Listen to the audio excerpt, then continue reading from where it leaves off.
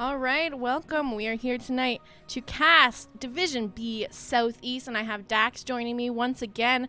Both teams are in the lobby looking ready to go. It's going to be Holowife Gaming Catgirls, shortened to HGC conveniently, against amateur opponents. Let's take a look at these map selections, and it looks like the lobby maybe is going to be ready to get into these games in just a moment. All right, so coin toss was won by amateur opponents, and they've opted to go with the first pick option, giving the map pick over to the side of Holowife Gaming Catgirls. Now, Tower's Doom, Brax's Holdout, banned out by HGC. On the side of amateur opponent, they're taking away Hanamura and Battlefield of Eternity. First game is going to be on Infernal Shrines, and as I said, picked up by Holowife Gaming Catgirls. I'm going to give them the ready, and I think we can get into game number 1. Absolutely. I am ready. I recognize a whole bunch of names in here, so I think we're looking at a good game here. I haven't casted a Division B Southeast game yet. A lot of other divisions, but I haven't gotten this division yet, so I'm not familiar too much with any of these players, although some names are looking familiar. Actually, the team on the right, AO, our amateur opponent, they were actually a D team 2 seasons ago. A couple roster changes, but my team, we played them quite a few times. Really good team, really good people. And then the other side, not the pleasure of playing with them, but like I said, I recognize a few names like Goku and Sir Noble here. So looking for some good stuff. Well, here we are, the draft of game number 1. Right away, no hesitation, that Abathur taken away by amateur opponents.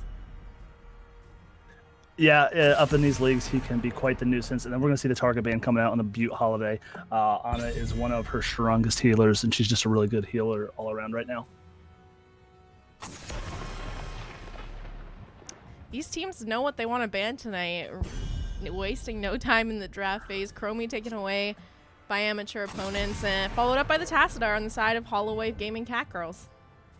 Yep, absolutely. So that leaves. Now I know Butte does play a good Anduin, and Cactus Hand plays a Sylvanas. Both pretty good on this map here, but I'm gonna guess maybe an ETC pickup or a Diablo pickup here, both still available.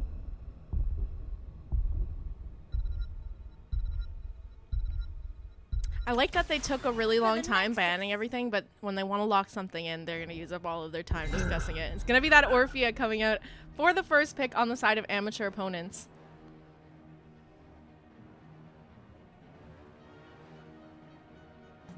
Yeah, just, she wants to be in there. She wants to get all of the work done. She has, some good AoE for the shrines, for the objective. And then Sailor Twift, I'm going to ruin that name for all night, I can tell you right now. Picking up the Cassia, who I like a lot here. And then Stukov picked up as well. I've been seeing a lot of Stukov lately now that Deckard's not his, main go-to healer. Stukov's kind of made his way back into the mix, which is fun to see. I like Stukov. Zone control is fantastic there, and it could just because he's one of those healers that doesn't have a cleanse. Deckard is kind of the same way.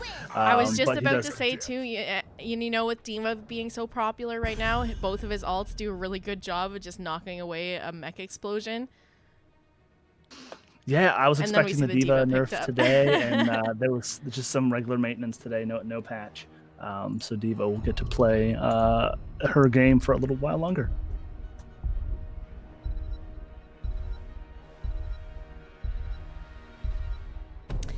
Yeah, I was kind of curious because I haven't really been too impressed with how she's been performing in the games I've casted. So I was taking a look on Hero's profile earlier today to kind of take a peek at her win rates. And she is, if you look at overall, she's very high win rate. But when you start filtering and looking at it by rank, she's doesn't perform as well up in higher levels of play, and I can definitely see a nerf to D.Va making her not even viable to play up in high diamond masters GM ranks. So kind of maybe suffering a little bit of the Kael'thas syndrome, where he's really good in lower ranks but kind of falls off really steeply in higher tier play. So I'm kind of interested to see how they approach it. She still has a good win rate though. I think Masters they just can maybe nerf her damage just a hair. I don't think they got to do too much with the kit. I think you know, maybe just the damage here or there, since she has a double life. I mean, Imperius kind of has that as well, but once Imperius is in, he is in, and he can kind of turn and focus. And then speaking of the Imperius, that is what they're going to pick up to face with D.Va there in the off lane, as well as the Johanna pickup.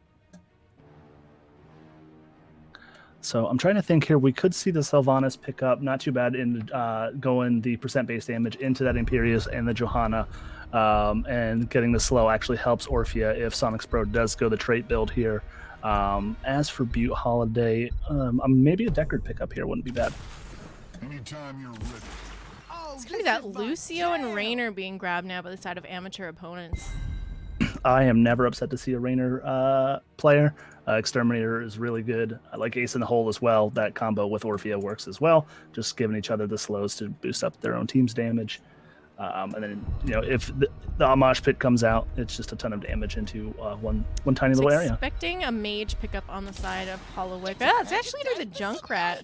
Okay. This could be pretty devastating combos coming out from HGC. You have an Imperius stun with Junkrat, traps and bombs underneath, and the Cassia follow-up damage, and the Stukov silence. You're just gonna end up standing there and you can't do anything. You're just gonna die if they can manage to combo everything correctly. Yeah, and then if Junkrat goes trap build at 1, just anyone get caught in that trap gets extra damage. So I think after even the Imperius Q is done, whoever gets stuck in that trap is pretty much done for.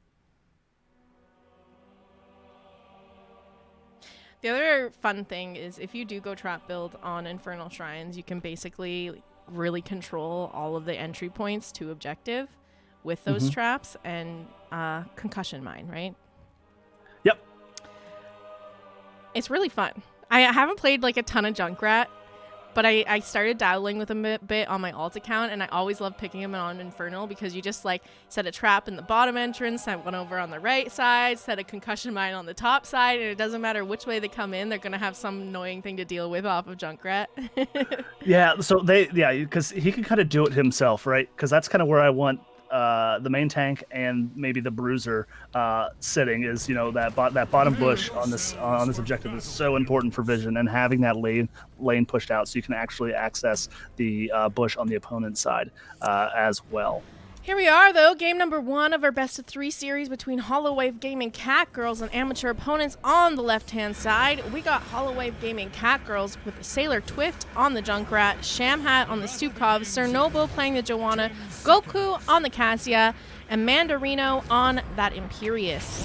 All right, and over on the red side for amateur opponents, we have Butte Holiday on that Lucio, E-Day 15 on the ETC, Sonic's Bro on Orphea, Terminator on the D.Va, and Cactus Ham on Jimmy. A little bit of a showdown with this Imperius getting caught early here, trying to look to get out. He does use his Q, manages to create a little bit of space, and backing out of here with quite a bit of health taken off him. Silence comes out from the Stukov to try and help Cassia. She got a little bit of damage traded onto her. And we already see those concussion mines coming out, knocking around the members of amateur opponents. Power slide goes out. Not too much to capitalize on that. They're going to just start that rotation between the mid and bot. All the solo laners are off doing their thing in the top lane. All right, and we're going to see the engage. E-Day doing their best to kind of be at half health and kind of slow down these rotations, but finding himself in a comfortable place there. He's going to pop Medallion there and leave with about 25% health. Just a great job by Butte Holiday keeping E-Day 5 and getting out of there. I kind of like what HTC was trying to do there. If they stalled them long enough on that rotation, they would have lost a bit of soak off that bottom wave. Fortunately, we just saw Joanna fall there. Going to be first blood going over to the side of amateur opponents. Cassia looking to pick up this siege camp on the side of HGC, but there's going to be an invade here. ETC is checking this out, does see what's going on, and the rest of his team is coming over to help him out now. Oh, unfortunately, I thought it was going to leash there for a second, but you know, Junkrat getting that boop, another thing he does so well on some of the invades, but they are successful on that invade. Cactus Ham just catching soak in that bot lane there. He's a little bit low. I'm wondering if he's just trying to bait them out and has his heal up, waiting for them to overextend, trying to pick him off with ETC sitting in the bush there. I will say that I like to see, and I don't see very many teams do it on this map, but if you get the invade and you can just have any sort of range damage dealer, just pop a damage on after you cap the goatmen there onto that fountain. They target whatever you target, so you can actually snipe the fountain mid before wrapping around and start taking tower shots. Oh, interesting. Yeah, so like Johanna E or like Rainer Q or anything like Junkrat Bomb, they'll actually just stand where they are captured and just throw their spears at the well behind the wall. We did just see amateur opponents manage to pick up that bottom siege camp, now looking to grab the siege camp on their side of the map. They're already painting this map red. Objective is up in 30 seconds. The bruiser camps are also up and available here, so we might see the teams deciding to pick those up before heading up to start objective. It does look like Imperi is holding his own in that top lane, managing to get the D.Va mech quite low. She doesn't want to use her explosion yet, probably saving it for the objective here. And as I said, both teams looking to pick up their bruiser camps now. We do have the Lucio and Rainer grabbing the bruiser camp of amateur opponents. On the side of HGC, it's going to be the Cassia and Stukov trying to secure that before heading up to objective. Orpheus hanging around bottom, getting another wave of soap. They are a level up on XP now, so they might be looking to try to get 7s before they really fight over this top objective. Yeah, like you said, they have all of the macro pressure going in their favor. They can slow play this as much as possible, and they have just a tremendous amount of shrine clear here. But we have Terminator a little low on that D.Va, but it doesn't matter. He does have bomb available, so he's going to be able to pop it. The silences will come out, keep him from doing so. He was able to sneak out of that and create space with this bomb here, but Furious getting really low. Does E-Day have the slide? He does not. Johanna's going to pop the unstoppable, getting the 3-man condemn out onto amateur opponents, and the boot coming out there, not being able to finish the deal on Butte Holiday or D.Va there. Amateur opponents so close to hitting level 7s. There we go. Level 7s now online for them here. We're going to see that Orphea Chomp pickup, meaning Insatiable. She's going to have that lower cooldown on her Chomp. It's going to make her a lot more of a threat in these fights. All right, and halfway there for amateur opponents as we see the positioning. First, Sir Noble trying to squeeze back onto this point there as we're going to see amateur opponents kind of get surrounded here, but Terminator is going to be able to kind of queue in there and boop and just get kind of stuck in here a little bit blinded and then just kind of body blocked by everybody there in the mix. Not going to have bomb available here, but staying in, doing their thing as we're going to see HGC getting choked out here a little bit, stunned in that little bush there. A tremendous amount of damage coming out. We're going to see blinds coming out, bombs going off, traps going out, and actually that is not first blood yet, but 1 kill for the side of amateur opponents. But first Punisher going over to the side of amateur opponents. Gonna siege this in a little bit. Junkrat landing that concussion mine onto the Rainer, knocks him into the fort. Cassia going in for the Fen to try and secure the kill, but he is backing out and gonna walk away here. Now Cassia left in a little bit of a sticky situation. Lucio doing what she can, try and position Cassia out, but she ends up falling for that. We do see the Lucio go down. Concussion mine out again onto this ETC now. Sailor Swift doing a beautiful job of really disrupting amateur opponents' positioning. Yeah, I love the play by Butte Holiday there on the Lucio to try and boot back Goku and to try and secure the kill, but unfortunately just taking one too many tower shots there and not being able to kind of wiggle out of there with some health. All right, does look like Rainer's maybe eyeing this bottom siege camp. He's quite low though.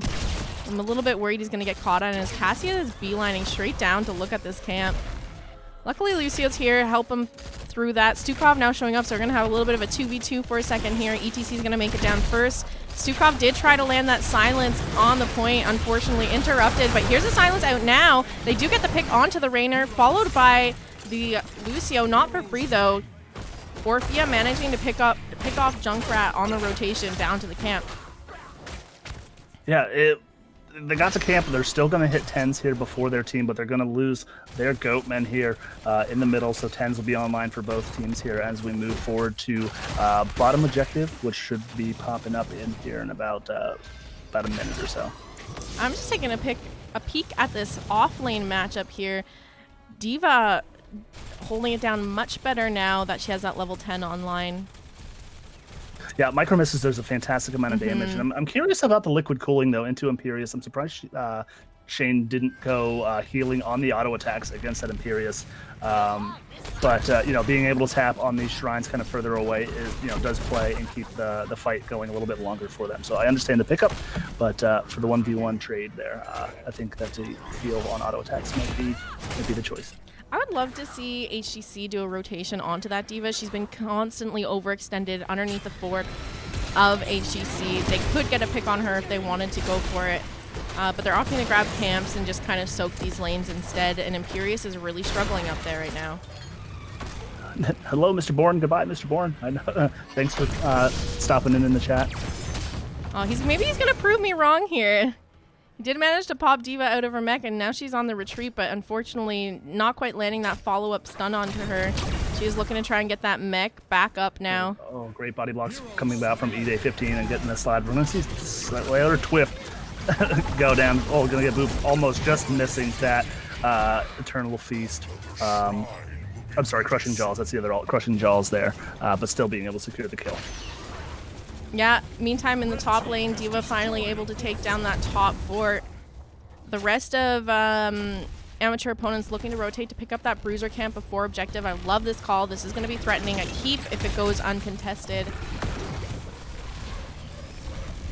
All right, and all members back online for HGC, and then we'll take a peek here at level 10s. We're going to have the sound barrier for the Lucio, Mosh Pit for the ETC, Crushing Jaws as we saw, Micro Missiles in Rainer's Raider, which can help with the damage and vision as well around these points. Concussion Mine going out, connecting onto that ETC, sending him into his back line. Level 13 is not quite available for amateur opponents, and here comes the Riptire, looking to connect onto a couple members of amateur opponents, and down goes the Orphea. D.Va now getting kidnapped by the Imperius, sent to the backline. Her mech is down. She's going to fall as well. Junkrat just doing a beautiful job zoning off. We saw the Concussion Mine go out to interrupt the Mosh. And now the chase is on for the rest of the members of amateur opponent. Raynor getting really low. He's going to fall here. Third member down on the side of amateur opponents. HGC looking to secure this objective. Already at 34 of the skeletal defenders here. Yep, and we're going to see Junkrat go ahead and back to deal with, like you said, that camp. That could go possibly unattended, but it's not going to. And then E-Day maybe trying to road update there. Maybe thought was going to maybe try and start the invade on that camp, but he's going to back as well.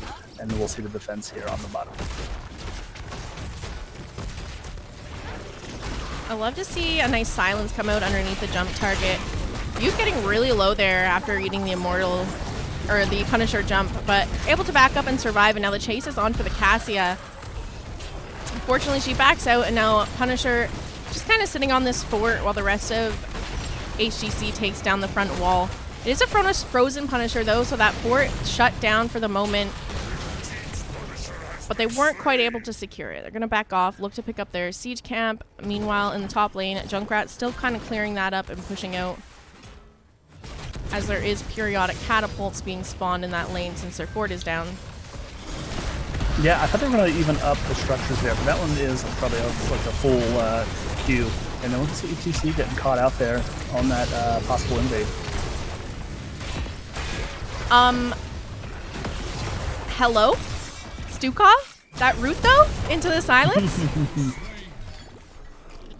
Goodness, that is brutal. He just, like, carried that fight, I think. That was beautiful. Landing that root silence there kind of secured the kills onto D.Va and ETC for their team there. Yeah, Stukov, like I said, it took me a long time to get used to maybe just pushing all the buttons properly to land that root, but like a lot of times that just leads to a pick for your team. Yeah, it's definitely a lot to manage. Stukov is kind of a higher tiered healer to play, and if you play him really well, you really set your team up for these opportunities to secure kills like we just saw. But it's true, you do have to manage a lot of cooldowns. You want to make sure you have your heal out before you throw out your combo, so you're at least getting some value out of the heal and not leaving your team without that pustule on them. HGC trying to kind of siege down this bottom fort, but amateur opponents not letting them take that. Are countering and pushing them back here. Does look like they're going to try and get that level 16 first before they go for any more engages here. Imperius getting a little bit caught out, knocked back by the ETC. Here comes a power slide, but no real damage around to follow up on that. So he's going to be able to walk away. The Bruiser camp is up and available here. Does look like we're going to see a rotation over to clear top lane, possibly pick up this Bruiser camp. Joanna needs to be a bit careful. She's down here in the bottom lane by herself. All right, and we're going to see amateur opponents push down this bottom lane, the opposite end of where the next objective is. They did see everybody up on top clearing those catapults, and assuming that they know that that camp's going to be taken. Their shaman camp is up now, so maybe just get the wall down here, try and get as much damage as they can. Maybe pick off this Johanna if possible. Ide being patient on the slide here, but as soon as that's done, but all that double unstoppable coming out from Sir Noble to make Ide, I think that's well worth. And I would say Macy returns here. And here comes the stun onto the ETC, followed by the Riptire from the Junkrat. Cassia fending in, trying to finish off the kill, but fortunately ETC able to back away here. D.Va overextended a little bit mid, needs to back up now, and she realizes that and is going to boost out of there. Rest of HGC and amateur opponents going for the rotation. It does look like HGC going for that invade onto the Bruiser camp now, as they still have that level 16 talent tier advantage. ETC kind of keeping an eye on what's going on in that push, but Joanna blinding, figuring him out, and going to help zone away from this camp so her team can secure it safely. Yeah, they're able to see D.Va on that wave, just clearing it, so that, that making the invade possible there. And there's a great job trying not to, fight 5v4 there from amateur opponents who's going to clear this wave and then jump back onto the objective here. All right, level 16s are now up and available on the side of amateur opponents. Stun goes out onto that D.Va. And the Junkrat concussion mine knocking her into the back line. Mech explosion is used. Blessed Shield is out as well. Connects onto a couple members of amateur opponents, but no kills secured quite yet. Silence is out. And unfortunately, we're going to see Orphea fall. And out comes a Riptire. Doing a little bit more damage onto the side of amateur opponents, but no more picks found. Rest of HGC looking to try and secure this shrine now. They are at 21 skeletal defenders and climbing. It seems like amateur opponents deciding that they're just going to go and try and find some value elsewhere on the map. Maybe finish that bottom fort down, grab some camps. Yeah, it looks like they're going to try the invade here. They're going to lose a fort, so they can even go down bot and trade a fort for fort here. It is an arcane Punisher. We're going to see Imperius get the tap here, clear this wave a little bit. So if he's not careful, we could get the pick there, but Stukov's going to show up, and Johanna and the rest of the team shortly after. They're going to leave it at 39, maybe clear out some of these camps. This is actually really smart of them to do, is just to leave it at 39 because they can clear these camps first and then go push with the Punisher. They have Cassia sitting up there ready to finish it off if it is looking a little bit dangerous, and that is what she's going to do. She's going to finish that off. The rest of her team kind of around, realizing what's going on. I have a feeling this bottom fort... Oh, maybe they're not going to pressure it. They're going to go back for the defense. Okay, yeah, they're going to leave Imperius to do this. Cactus Ham is going to get the full back there. I thought it may have been was going to get interrupted there, but Imperius, yeah, definitely clear this, but if not, you're going to probably lose the fort there. All right, this is Riptire out by the Junkrat, looking to try and pop it on whoever the Punisher jumps onto, and it was that D.Va popped out of her mech, but out comes the Lucio. Lucio dropped the beat. Oh my goodness. Sound barrier. Unfortunately, D.Va get past it. Sounds going to get out there safe, but yeah, just another great root combo coming out from the Stukov to secure that kill onto that D.Va as she got oofed out of that mech. Yeah, there's just a couple of these fights where she's getting CC'd and not even having time to move her mech before it goes down, and then you're just stuck in real bad positioning. It is the Punisher falling, though, on the side of Holowife Gaming Catgirls. They do not manage to secure this keep, but they did get the front wall down and equal it out in that top lane, so those periodic katas now kind of countered with their own periodic katas. They don't have to worry so much about the pressure in top lane anymore. What a close game for the most part. I mean, I know HEC is pushing 20 now and a little bit ahead, but amateur opponents are aware, going to go for that fight before level 20s are in line. Out comes a crushing jaw. Riptire's out. They managed to get the pick onto the ETC. Now looking for a little bit more. Silence comes out, connects onto the Lucio. But that's all they're going to get there, and level 20 is just a little bit off of being reached for HGC. They're going to get this off that mid-wave, and amateur opponents down a member now and quite a ways away from hitting level 20. But in terms of structures and the way this game has been going so far, it really is pretty close. Yeah, I think Diva's just doing a great job just playing the macro player, but Cactus Ham's gonna just avoid that silence as much as possible and not to get rooted in it. But unfortunately, he got surrounded by the enemy team there as we see them push. They're gonna make a keep call here. They do have 20s, 2 members down. ETC still 10 seconds away, but Mosh Pit is up here, so we may just see a keep and skedaddle here. Yeah, they need to find, I think, a pick if they wanted to try to force an end here. They're just going to take the keep, run with that, probably steal this bruiser camp now as Rainer is still down for another 20 seconds. Level 20s aren't online yet for amateur opponents.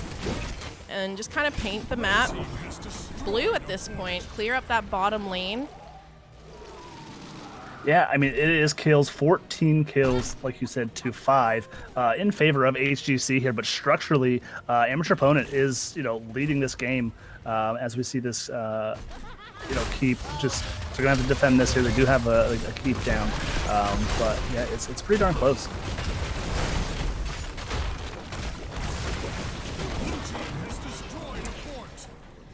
HGC now looking to clear up some of the structures on this map, taking down that mid fort. Gonna stop and grab the siege camp of amateur opponents while they still have that level 20 lead. Does look like amateur opponents is gonna opt to kind of... Interested to see if they're clearing these or freezing these. They are just clearing these waves, looking to get that level 20 as fast as possible.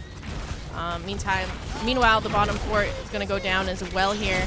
Not quite level 20s, but it looks like they want this engaged. The Imperious not quite with the team on the side of HGC. Junkrat getting quite low. Orphea going in, trying to finish that kill. And we see Rip Tires going off 2 times in this fight already. Mech Explosion is up. Out comes the Mosh from the ETC. That is silenced right away. They kidnap the Lucio. Is sent into the backline, but unfortunately no damage around to follow up on the Lucio kill, but they do manage to get the pick onto the Rainer. Not for free, though. Joanna and Stukov falling in this fight. And now the chase is on for this Imperious. Chomp goes out. He's going to follow as well, and that's 3 members down on the side of HGC. They started this fight on unequal talent tiers and somehow managed to come out ahead. Yeah, just Diva being able to just kind of queue in there and just kind of steal the deal on a lot of those kills. And now Terminator's going to go in there, finish clearing that camp. And it's a whole new ball game here. We're going to see this one coming out. It is mid, so this one will most likely go over in favor of amateur opponents. But they may let this one just roll through. It is a frozen Punisher. We're going to be pushing the 20-minute Punisher here. So it could do a heck of a lot of damage here. But we're still 30 seconds out on 3 members of HGC. I just want to take a look at these level 20s. ETC opting to go with the Bolt of the Storm, which I always find is really interesting. Death Mosh can get a ton of value. Even something like the power slide with the Mosh as well is another one that you can kind of see.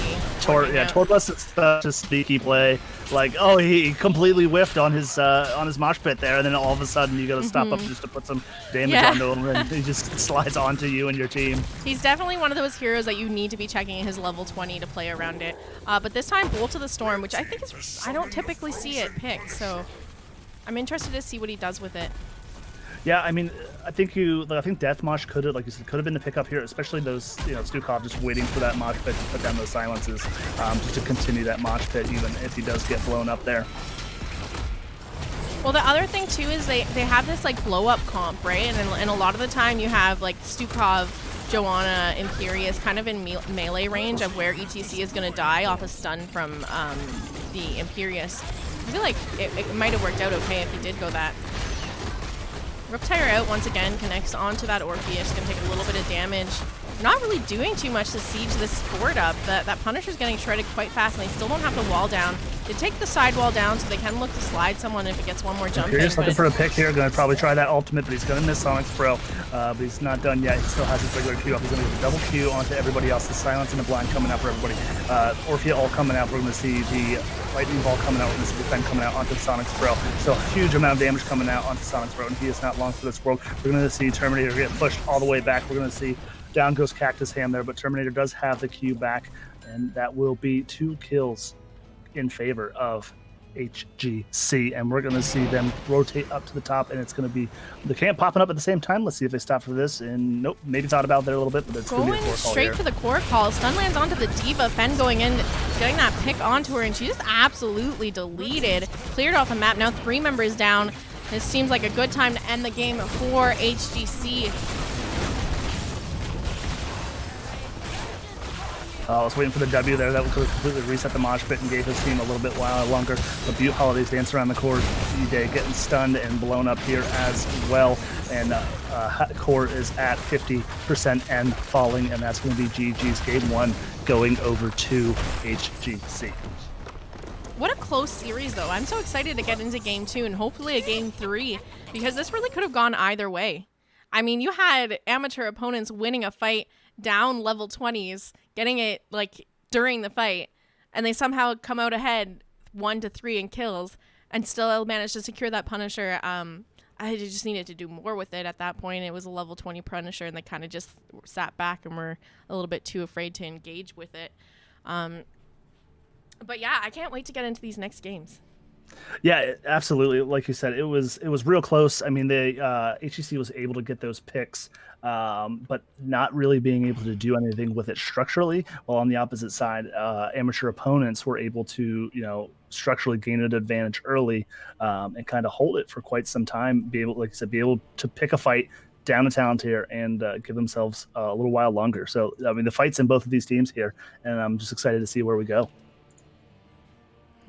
Well, I'm saying it was really close. It was actually 19-8 in kills, so over double the amount of kills coming out for the side of HEC. But it's what you do with those kills, yes, right? Exactly, exactly. And that's the thing is structurally they were very close the entire game. I know that HEC got a little bit ahead on XP lead towards the late game, but amateur opponents, they had that opportunity to really turn it around, and it just didn't work out in their favor. It really could have gone either way, and I'm super excited to get into game number 2 here. Does look like we have a lobby set up, so let me update our map selections here.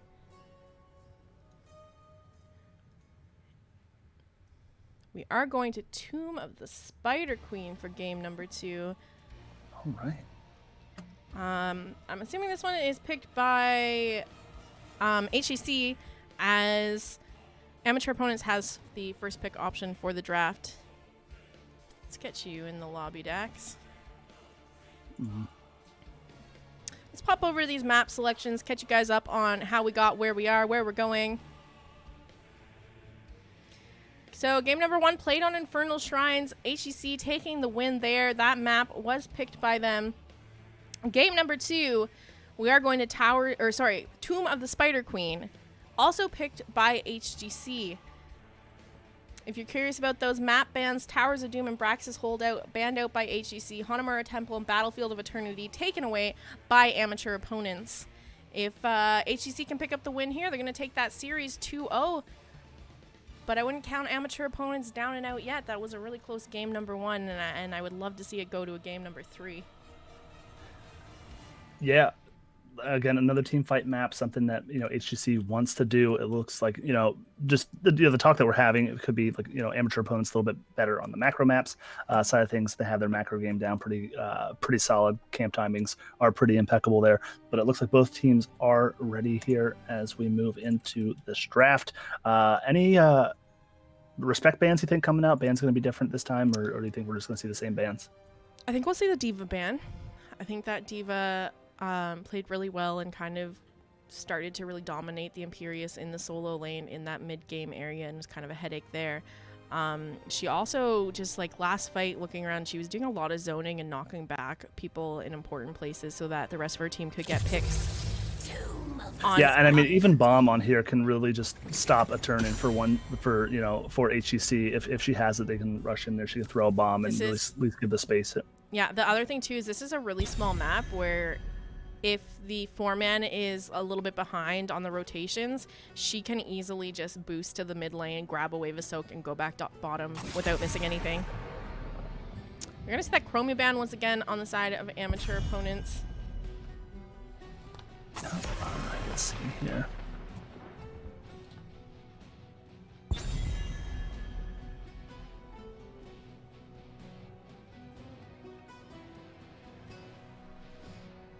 And Chromie, I think we saw these bans last game too, right? Yep. For on the side of amateur opponents, I think it was Abathur first, and then the Chromie, and then it was the Anna ban first coming out versus Butte Holiday there. All right, there's the target bans off the first game. Orphea taken away. Actually, I think I think Sonic's Pro gave the Orphea, so maybe not seeing something that they wanted to deal with in Cactus Ham getting that Tassadar band away from him here. But we're going to see Butte stealing that Stukov this time, not wanting to get choked out into the later rounds of the draft here. Yeah, you're right about that, Orphea. I misspoke there. That's all right. I forget from game to game, and half the time, especially tonight, since we have this awesome doubleheader, I will probably be calling the teams in game 2 by the teams here in game 1. Right? The crusade calls. All right, Holowife Gaming Catgirls saying if it ain't broke, don't fix it. Locking in that Junkrat and Joanna once again. Yep, tried and true Johanna, wave clear tank. Basically the only one in game. I still think Stitches is kind of in a weird place, even though they're trying to make him playable by giving him wave clear. But like you said, Junkrat with those mines and those bombs, he can kind of remove anybody from that center turn in or defend it for his team. But this time we're going to see Raynor again actually getting picked up by Sonic's Bro this time. So my guess is Cactus Ham, if it's not banned against him, we may see him on his Sylvanas, and then Diablo this time. I love me a Sylvanas player. Yeah, I recently picked her up. I'm absolutely having a blast. I did settle on almost, I think, 90% of the time just going percent base damage build at 1. Yeah, I almost never go stacks. I just feel like it. I don't know. It's kind of like Zul'jin, right? It's like a lot of work to maybe get it, and then there's just easier it's like heroes to play. maybe you're gonna scale, but maybe not, and it might just end up feeling terrible. But Q build or overwhelming affliction, the more auto attack kind of build works pretty darn well with her. Unless you're on brawls, in that case, stack away. Oh, absolutely, and then that's a lot of the talents as well. But we need support coming out here. We did see the Deckard ban here. Lucio is still available. Anduin's still available. We could see the Johanna Light Bomb combo. I'm trying to think what other supports might be good here. There you go, Anduin getting picked up, followed by that Imperious once again. So they're really sticking to that same draft for the most part when those heroes are up and available for them to grab. Obviously this time around, amateur opponents taking away that Stukov, so they had to change up the healer, but so far the rest of their comp looking the same as game number 1.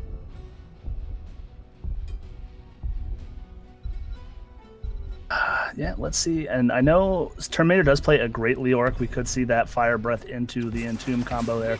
But we're going to pick up that Diva again, and then there is that Sylvanas.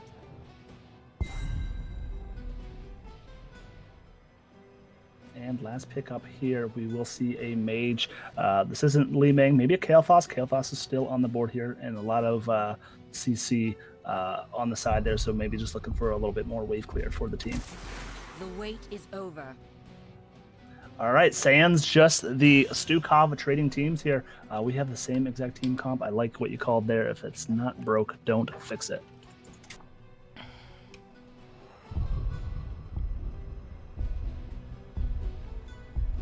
Yeah, really sticking with the exact same comp going into this, except changing out that healer. I definitely like amateur opponents' team comp better in this game. Just curious on how they're going to be able to deal with that. Now, the silence getting removed is a big thing here because, just the tank was not able to do anything once going in there. Yeah, there was a lot of times that the Stukov silence and roots were the thing that turned these fights. So maybe taking away that Stukov for game number 2, we're going to see a little bit closer in some of these fights, because there was a few times there where people are just getting absolutely deleted off the root silence. Yeah, and I definitely like amateur opponents' wave clear a little bit better, and I think their boss shred is a little bit better as well. Prepare yourselves. The battle begins shortly. All right, let's get into this game number 2. On the left-hand side, we have Holowife Gaming Catgirls with Sailor Twift on the Junkrat, Shamhat on the Anduin, Goku playing the Cassia, Cernoble on the Joanna, and Mandarino on the Imperius. All right, and for amateur opponents trying to get us to game number 3, we have Butte Holiday pick up the Stukov this time, Cactus Ham on that Sylvanas, Sonics Bro on Jimmy, Terminator on the Diva, and then E-Day on Diablo. And we will see the dagger pick up here by Sylvanas.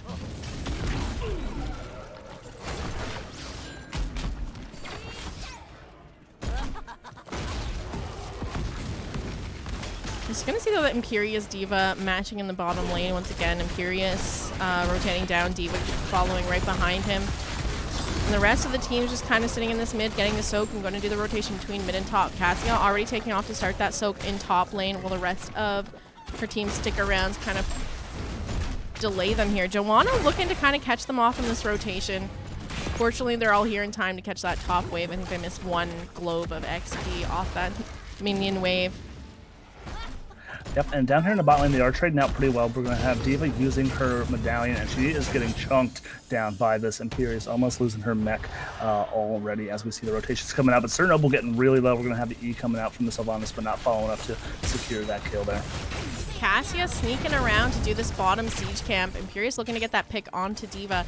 And this is kind of what we saw last game. Early game, Diva a little bit struggling, but towards mid-late game is quite capable of holding her own, if not winning the lane into Imperius. Yep, so it looks like Sonics Bro is going to rotate down here, maybe trying to sniff out and do the same thing that Goku is going to do, but he might be a little bit late.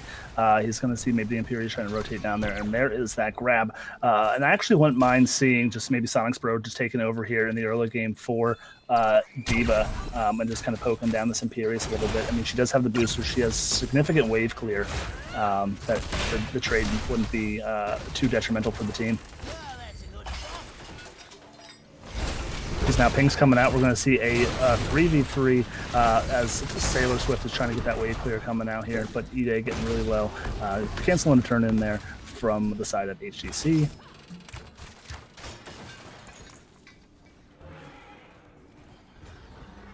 But to say that Holowife Gaming doing a good job of keeping up with the wave clear here. Both waves in mid and top crashing onto fort walls right now. Sylvanas rotating up. I think they're just missing out on a little bit of soak here or there in these rotations, and it's starting to kind of, you know, give HGC a little bit of a lead on XP here. Yeah, they're going to have to, you know, just sacrificing Sonics Bro down here to help Terminator trade into that Imperius. Like you said, they're not going to be able to clear these waves fast enough, and, you know, they're losing 1 or 2 minions of soak, you know, in, you know, 8 or 9 different rotations here that could lead to, you know, a level or Diablo two. going in, landing that stun onto Sailor Twift. And now flipping the Cassia. She does pop that Gladiator's medallion, so that's down for the next 5 minutes, and trading damage a little bit back and forth, but no picks found yet. As we see Imperius here looking for a Q, they're stepping up a little bit. Here he goes to the Q over the wall, catching the Butte Holiday. Her medallion going to get popped there. The Fend and the blind coming out, but she's going to make her way out with the boot coming out onto E-Day there, but he's going to be okay. And they're going to get actually the counter pick onto the Imperius there. Great turn of events there for amateur opponents. Sylvanas did go stacking at level 1. She's currently sitting at 27 stacks, so she's looking to you know, scale into the late game with that. Yeah, and this is one of those maps that can go absolutely to the late game, but it's also one that can kind of end fairly quickly as well. But, you know, keeping up there roughly, I think, what is it? If you're doing 10 stacks per minute, you're in good shape. So, you know, not too far behind. But as we see E-Day trying to cancel some of these rotations, maybe get a pick on Sailor Twift.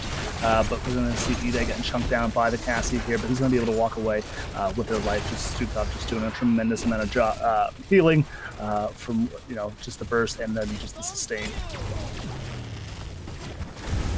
During this, though, it does look like amateur opponents kind of catching back up on that XP now. Able to keep up with the soak now, and even having a wave crashing top as they try to get some gems turned in.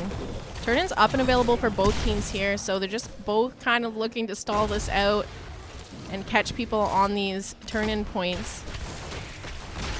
We have a lot of members of HGC down around this bottom point right now. All right, and we've symbiotic armor. I like that pickup into the Imperius, into the Cassia. Diva getting caught out here. Down goes her mech. The rest of her team rotating down to try and help her out. She is going to manage to stay alive, but they still did pick off that mech, so she needs to get her mech back up before she can do too much to help out her team here.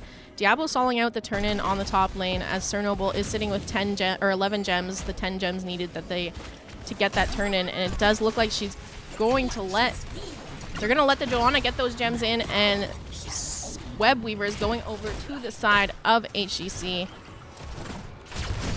Yeah, I think amateur opponents in the early game have to devote too many resources down to this bot lane just to make sure that Terminator they don't gotta force somebody to stay down there all game, but he's gonna get caught with the tip of the Q, but he should be okay. Just so much burst damage coming out still from that Q, from that level 7 on Imperius, but we're gonna see him rotate up to that mid Web Weaver, so they're just gonna turn their focus up to the top where the boss lane is, where most teams do like to. But Holiday getting booped way out of position from that Junkrat, but she's gonna be okay, but putting silence down, and she's going to get caught out by that Fend Cassia there.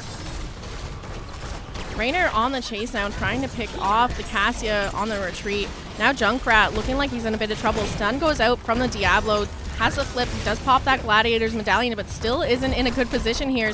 Getting chased down by the members of Amateur Opponent. 2 members down on the side of HDC 4-1. 2 for 1, not losing a 4, almost losing top's pretty much done for. Yeah, but they're gonna have to top's turn in here. pretty low. It's looking not good there. But at least for now, no periodic katas being spawned in that top lane to kind of have that continuous siege up there. Yep, and then they're going to have a turn in here, and then actually they have the Sylvanas on their side to shut down some towers and prolong the life of those Web Weavers. So I think that's what we're going to maybe try and see here. Ide And they have those level 10s online as well, hidden a little bit earlier than HGC, so they are dropping those gems in. The Bruiser Camp was picked up on the side of HGC to kind of help defend that mid, and level 10s now hit. We have Blessed Shield being picked up by the Joanna, Riptire from the Junkrat. Once again, Imperius taking Wrath of the Anguirus. I don't know how to say that properly. I think you nailed it there. Just looking for that pick. They want to do the pick comp. They still have all the other pieces there besides the silence. I didn't see if he took the teleport at 16 or not. I like that combo a lot. But we're going to see D.Va rotating up here mid to help the team fight, including this out a little bit. It does look like they're just going to clean up that Bruiser Camp and now rotate up to the top lane. Diablo going in for that pick onto Cassia. Sylvanas trying to Banshee in to follow up on it, but Cassia able to back up and get behind fort walls, and now looking to defend this top lane here. Spider already lower than half health. We do have that Sylvanas here to shut down the front wall, and that's what she's done right now. Diablo looking for that pick onto the Jonah. She's stuck in that silence. We have the Leap of Faith coming out, trying to save her, but she gets picked off from the Raynor. D.Va getting quite low now. She's going to pop out of her mech and look to retreat. But the siege is on this top fort. They're going to be able to grab this here, as Diablo doing a beautiful job of just pressuring back HGC. Yeah, just allowing the team the time to be able to take that that first fort of the game. They're rotating mid here, and I think they have enough gems. As I say, I'm pretty sure they have enough to do that dreaded back-to-back turn in here as they set their sights here on the mid lane there. But 31 gems, over half the gems on Terminator there, who's going to need that turn in. Sitting down and around positioning for this bottom point turn in. Diablo's going to zone for them and let his team members turn in. He does have 12 gems himself. Butte trying to get that 1 gem turn in. Well, I don't think it shows, right? So you just see somebody channeling. I mean, if she's able to get the channel onto her instead of the other team members that actually have the turn in there. I mean, I'd like to play without having to hit tab. We're going to see the wallbang coming out, the Unstoppable being popped onto that Imperius. He's going to miss the shield. The Flailing Swipe going to come out, but he's going to grab Butte Holiday and throw her back into the team, into that beautiful boot, but that may have saved her life there. But as we see everyone, Goku and trading out with Sonic's Pro there, but Butte's going to get caught with that Imperius Q, and somehow Goku gets out of there sub 150 health. Yeah, I mean, that turned in ultimately, though, into a 2-for-1 in favor of amateur opponents, and they still have that turn-in up and available here. Level 13's also online now for them. We do see Stukov talenting into that root on the silence. I know Ide must be frustrated there, just trying to get the turn in, and then that trap just following him around and then just biting him right in the old Diablo butt. As we see them rotate down on that bottom camp to get some more pressure down in the bot lane. But, you know, the top lane is pushed out, so great job by HGC there. We're going to see a second wave crash there, so we may see the top fort go down. Nope, Sonic Spur is going to rotate up there and take care of that. I was kind of expecting that they might just look to open up the map a little bit more, siege down that bottom fort and mid fort here.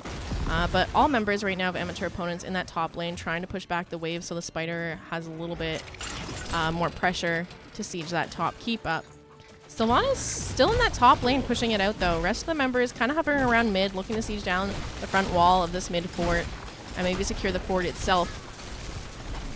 Yeah, I like the mid lane push actually more so than the top wave. It opens up the vision and access to those bushes where, you know, if it's push out on your side, you don't know if you're not going to be able to see your enemies walk into that bush or not. But we're going to see the rotation up here onto Cactus AM. He does have his E available here, but using the black arrows, cutting some wiggles there. But oh my gosh, Imperius was there waiting for it, going to get that follow-up stun, going to pop that, but it's not going to be enough. He will get picked off there, but we're going to see the light bomb, not combo coming out there onto that Johanna, but enough peel coming out from Butte Holiday, flailing swipe there, and then just missiles coming out to try to put some extra damage onto that Johanna. I mean, I gotta say, worth though. She got the keep with the push. Sylvanas is not a split pusher. She should be pushing with the team. You get way more value pushing with the team, but in this case, it worked out for her. I'm gonna see that Junkrat falling after getting caught in the silence there. Leap of Faith coming out to save that Joanna.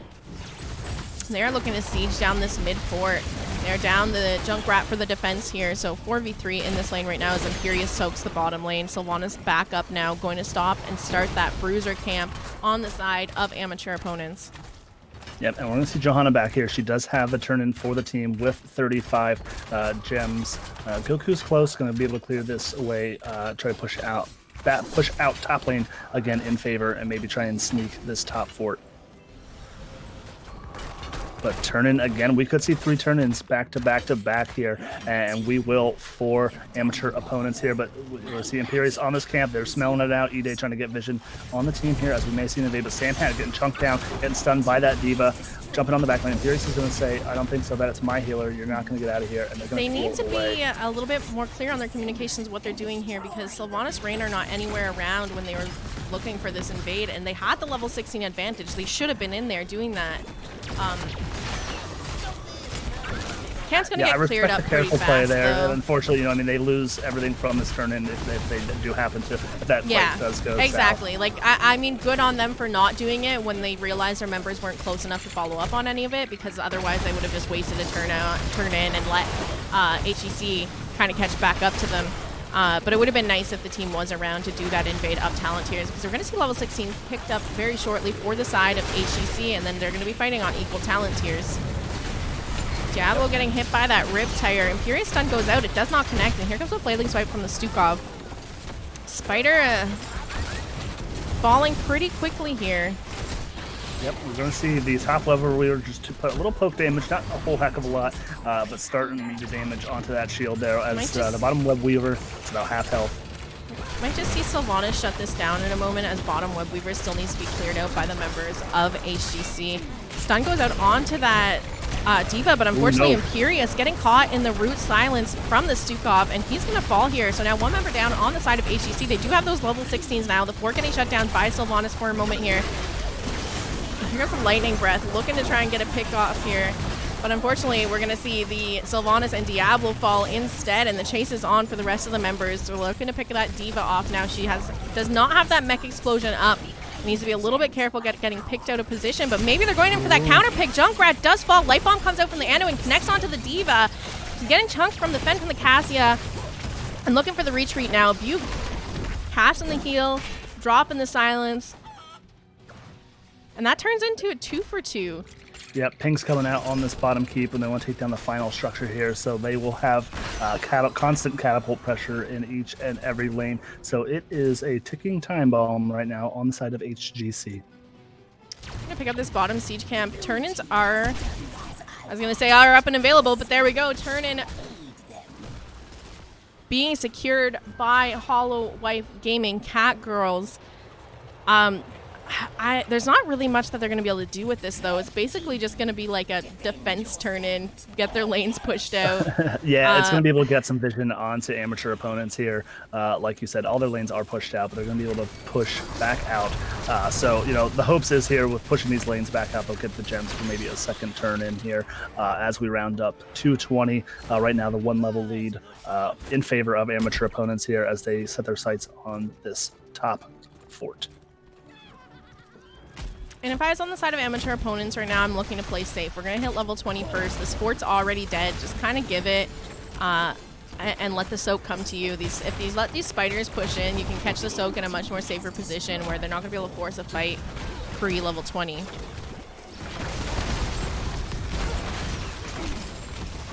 D.Va going out, trying to get some damage out. She did get her mech explosion up, but unfortunately not able to use it.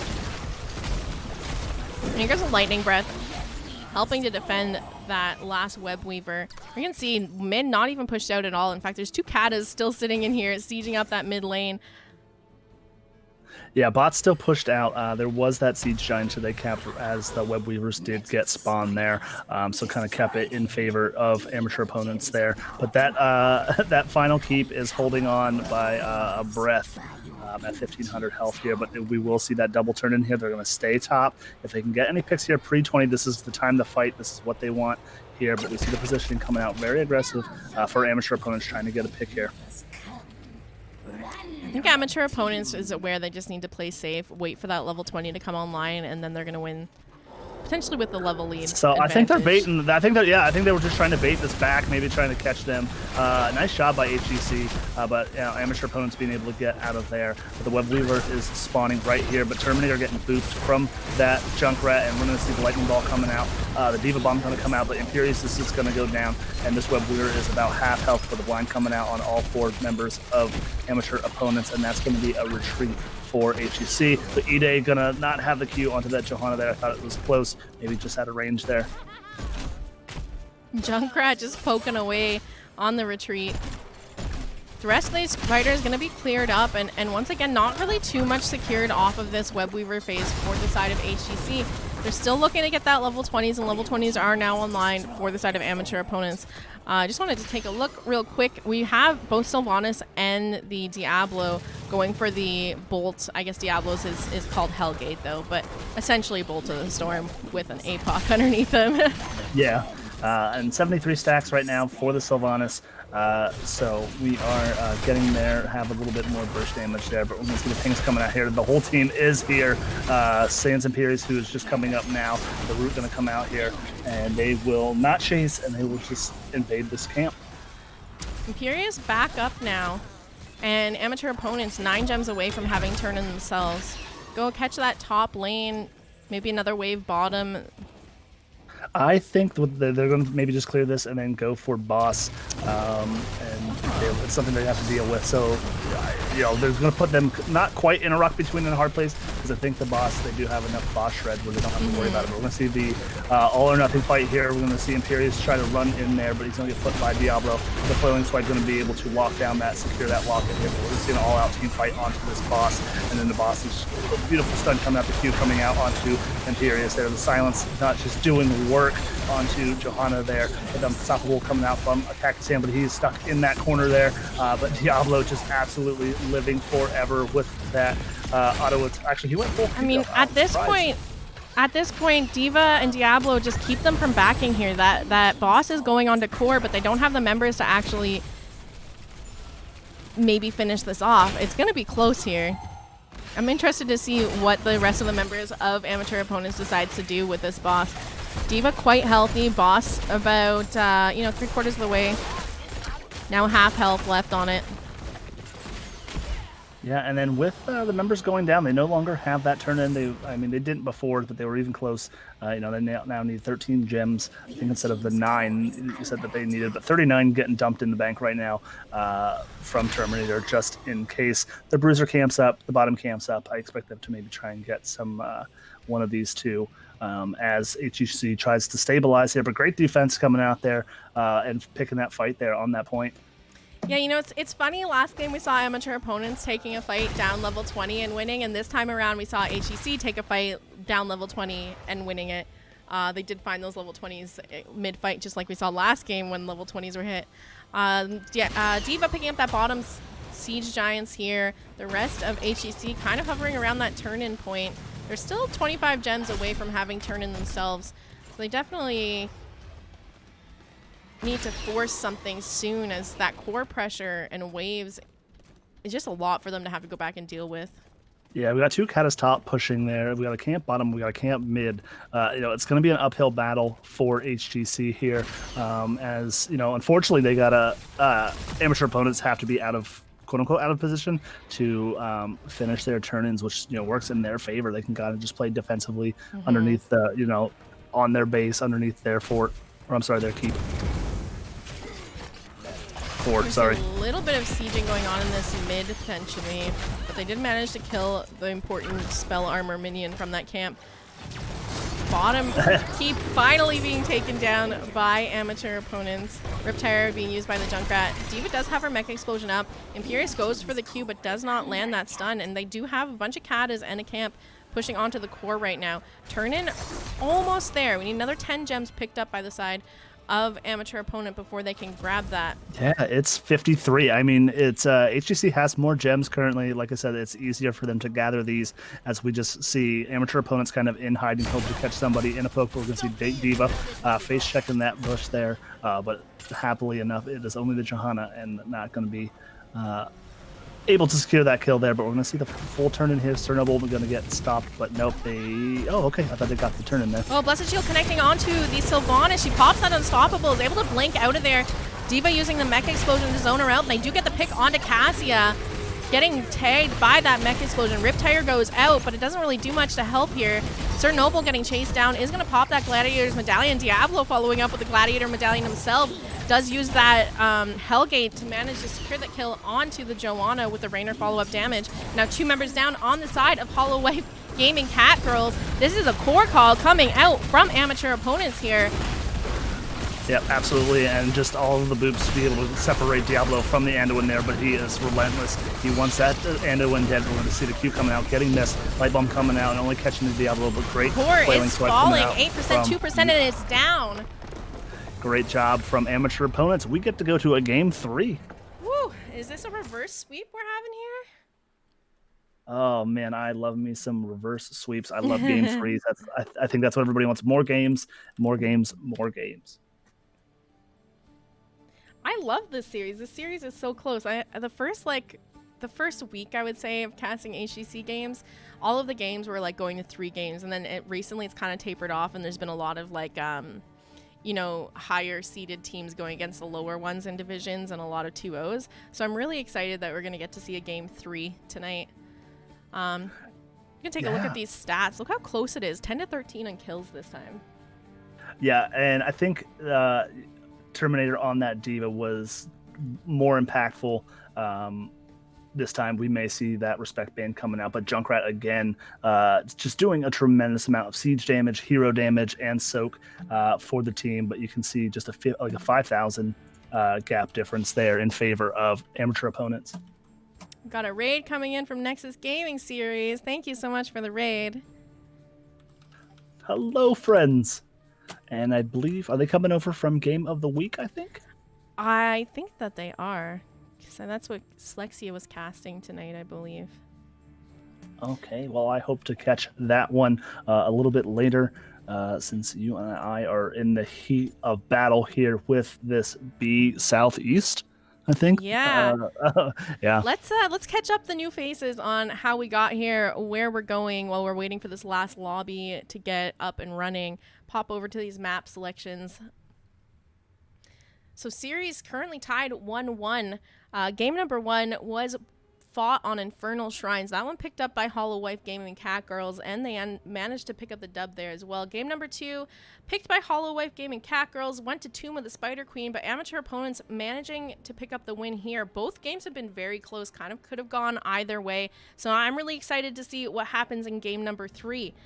Towers of Doom and Braxis are banned from HCC. Hanamura, BOE taken away by amateur opponents, so we won't be going to those maps tonight.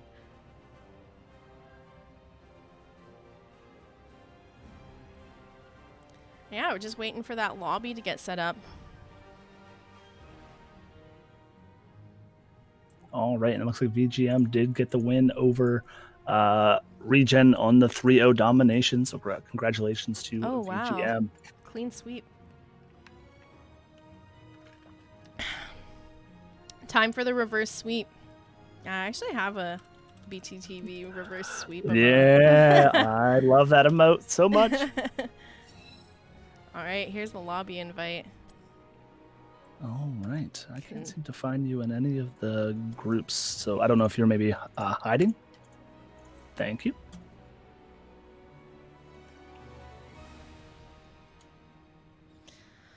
Whew. All right, game number 3. We're going to Volskaya. Let's pop back over here, update our map selections. This time, this map looks like it's picked by amateur opponents. This is their first map pick of the night. Yeah, another tight, small team fight brawly style map. Could see the Sylvanas ban. She does get a lot of value with Merc Queen on those points with those turrets. Mm-hmm. I'm curious to see if HCC is going to let through that Diva again. Diva getting picked up both in game number 1 and 2 of the series tonight. Definitely a bit more of a headache for HCC in game number 2. And I'm really, I want to know what they're going to do. How are they going to deal with this Diva in game number 3 if they let it through? Well, I think they do have first pick, so they might just leave it. If they have a Diva player on their side, they may actually just take it away from amateur opponents here, put the ball in their court. Maybe something else, maybe they do ban the Diva and, maybe their Chromie gets through, or something else that maybe they've been hoping to play.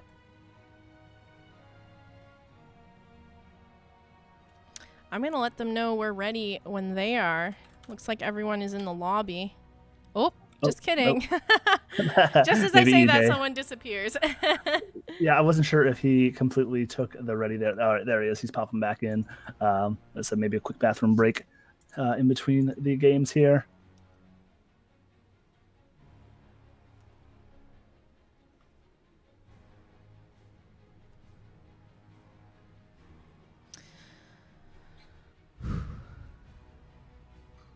Spicy game okay, 3. that's what's going on. A little bit of bathroom break, and then we can get into game number 3.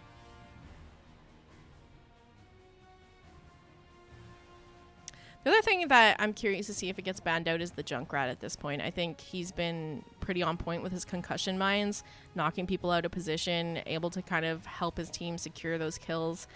There was only maybe... I was going to say there's one time where maybe he saved someone, but no, they ended up dying, so it doesn't count. So I think that's just another annoyance that amateur opponents has had to deal with tonight. Now, whether they think that it's worth giving the Chromie over, I don't know. Yeah, this is another, like you said, another good Junkrat map. So, amateur opponents has to do that coin flip there on, do they leave the Diva through? Do they leave the Junkrat through? Or potentially Chromie, but this is another good Chromie map. So I still expect that to possibly be the first ban here. Well, let's get into this. This is game number 3 of tonight. Winner takes it all. We're going to see that Anna ban once again. Yeah, poor Butte Holiday will never be able to play Anna again, outside of, maybe Storm League or some quick match or ARAMs. So these are the same bans we've been seeing all night from these teams. Chromie being taken away by amateur opponents. TAS being banned by HCC, which we've seen last game as well. All right, It's going to be that Stukov. Stukov this time. So it begins. All right, it looks like Shamhat wants to be putting some people to sleep here, but we're going to see that, and my guess is maybe the Anduin pick up from Butte Holiday here. Since Yeah, they I would- did go ahead and ban the Stukov. Yeah, I would think that I'd want to prioritize a heal pickup right now by amateur opponents. We already see the Anna and Stukov banned out, Decker taken away by HGC, so healers are starting to get a little bit choked, and there's another ban phase coming up here. The crusade calls. Okay, they're gonna prioritize Joanna and Sylvanas instead. Yeah, so they do get the pick. I like it, not having to pick the Anduin so they can lock into Johanna and the Sylvanas, both good on this map. But if Butte Holiday is able to secure that Anduin, they actually have the light bomb combo on their side this time. So I like that with the Sylvanas, who is a good priority pickup on this map. The wait is over. A little bit of draft changes coming out from the side of HGC in this series. As you said, because the Joanna's taken by amateur opponents. They've been running that all night. This time they're going to have to take that Garrosh for their tank here, but still sticking with the Cassia pick. We've seen that in game number 1 and 2 from the side of HGC. Yeah, maybe we see a Tychus here, a good counter to that Garrosh, but Johanna's going to be able to just eat him and eat a lot of the throws. So, yeah, don't have to go too heavy into deleting Garrosh, but if it's a good Garrosh, it's just hard to deal with. And there we go. There's the Diva ban coming out on the 3rd ban phase for Holowife Gaming. Catgirls don't want to deal with that in the off lane anymore, so I'm really curious to see what amateur opponents picks up for their off laner here. Linnaeus will rise again. Now, this isn't a Dahaka map, so I maybe expect a Leo coming out for Shane. I know he's played a ton of Chen of late as well. So Chen trades very well into the Imperius if Mandarino does go the Imperius again. I mean, Junkrat, Imperius still up. They've been playing that tonight. It's been working for them for the most part. But maybe they're looking to change up their draft after losing game number 2. We're just going to have to wait and see here.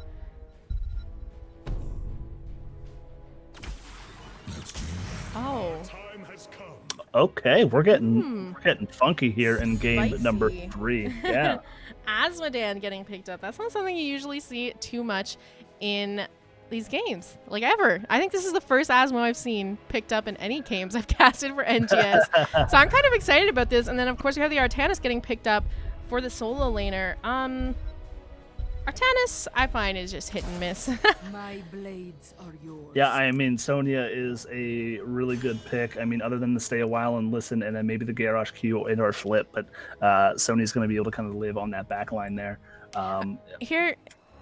Here's my thing with this matchup is Sonya has block at level 1, and Artanis, most of his damage, unless he goes like complete Q build, is going to be off auto attacks.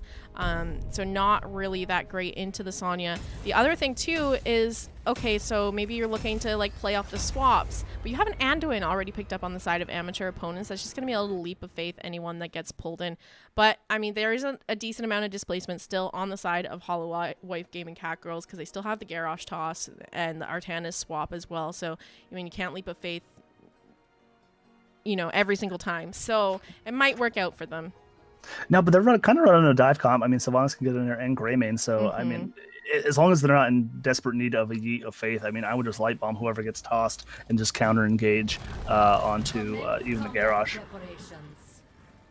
All right, game number 3. I'm ready to get into this. On the left-hand side, we have Holowife Gaming Catgirls with Shamhat on the Deckard, Goku playing the Asmodan, Sir Noble on the Garrosh, Mandarino on the Artanis, and Sailor Twift on that Cassia.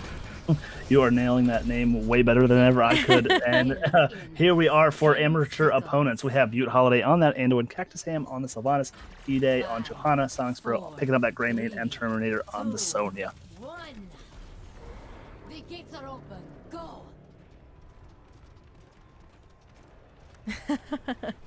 Shamhat. My cat is in my lap, so play gentle. Sham cat. Alright, just kind of hovering around mid. Not really wanting to fight it out. Deckard setting up potions, though, in case something does go down. Artanis already starting in that bottom lane, getting the soak. Sonya is now rotated down to match him, and we are going to see the Asmodan catching the soak top wave already with his Demon's Pop to kind of push this in and start the siege.